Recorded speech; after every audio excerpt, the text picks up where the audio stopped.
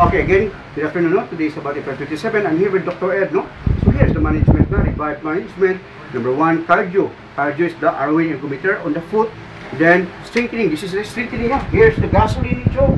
Ibutangan na ito gasolina, yung shoulder, elbow, wrist, hip niya, ankle, para makado sa cardio exercise. Kaya ng cardio exercises, we have a tension or break. Again, tumana lang ko.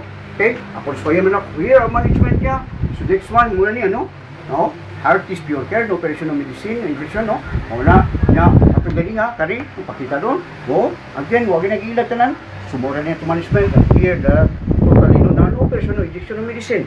No, if you are to prevent Arwen ergometer, why is it the Arwen ergometer? So here again, no?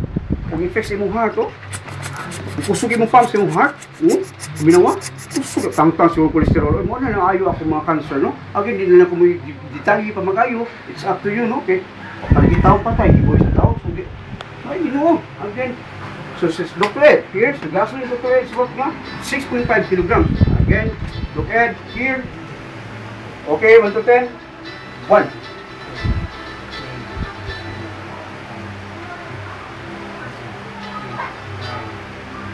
Okay, look Ed. Here, Armalite, here, look Ed, no? Hold.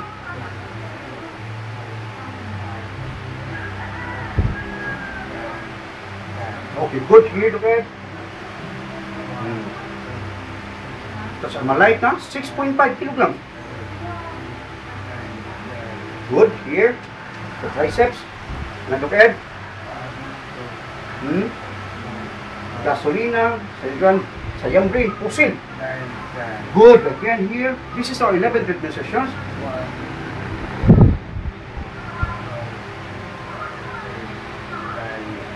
Okay. Look Ed. Wrist, no? 1, 2, 3, 4, 5, 6, 7, 8, 9, and 10. Okay, again, muna ako, kung pakita niyo ako, yung management, no? Si Doc Ed man na kaunani, and then, thank you.